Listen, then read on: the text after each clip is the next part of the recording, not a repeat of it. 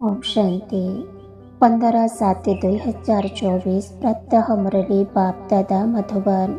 मुरलीर सार जी मीठे बच्चे। देह अभिमान आसुरी स्वभाव अटे, तेणु ताकू परिवर्तन करी दैवी स्वभाव धारण कर, तेबे रावणर जेलरू मुक्त होइजिब। प्रश्न रे बाबा कहिछन्ति, प्रत्येक आत्मा निजर पाप कर्मर दंड किपरि भोग करिथाए, सेतिरू रक्षा पाइबार उपाय कौन? उत्तरे बाबा कहिछन्ति, प्रत्येक आत्मा निजर पाप कर्मर दंड प्रथमे गर्भ जेल भितरे भोग करिथाए, द्वितीय रे रावणर जेल रे अर्थात दुख दुनिया रे अनेक प्रकारर दुख भोग करिथाए। एबे बाबा तुम मानंकु एही सबु जेल रो मुक्त करिबा पाई आसिछन्ति। एथिरू रक्षा पाइबा पाई निजर दृष्टि को पवित्र कर। धारणा पाई मुख्य सार छी। प्रथम पॉइंट, केबे भी शुणा कथारे विश्वास करी निजर स्थिति को खराब करिबार नहीं। निजर अंतर को स्वच्छ रखिबा को हेबो।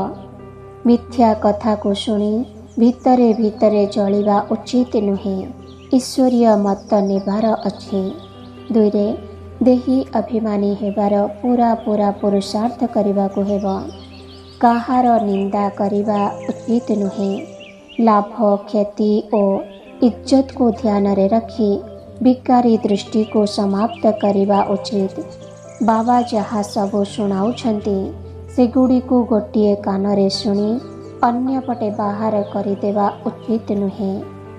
वरदान रे बाबा कहिछन्ति, त्रिकालदर्शीर आसन उपरे विराजमान होई प्रत्येक कर्म करुथिबा शक्तिशाली आत्मा भव।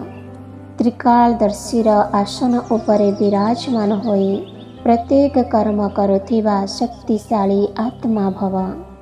विस्तार छी, जो पिला माने त्रिकालदर्शी स्थितिर आसन उपरे विराजमान होई सबु समय रे सबु कर्म करंती, से माने जानी थांती जे कथा बा समस्या गुड़िक तो अनेक आसिब बा घटिब, चाहे निज द्वारा हेउ बा अन्य मानक द्वारा हेउ, माया द्वारा हेउ बा प्रकृति द्वारा हेउ।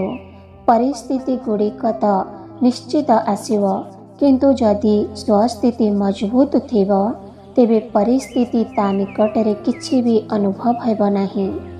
केवल प्रत्येक कर्म करिवा पूर्वरु तार आदि मध्य अंत अर्थात तीनी काल को जानी भावी चिंती कर्म कर, ताहेले शक्तिशाली होई परिस्थिति गुड़ी को सहजरे अतिक्रम करिजिब।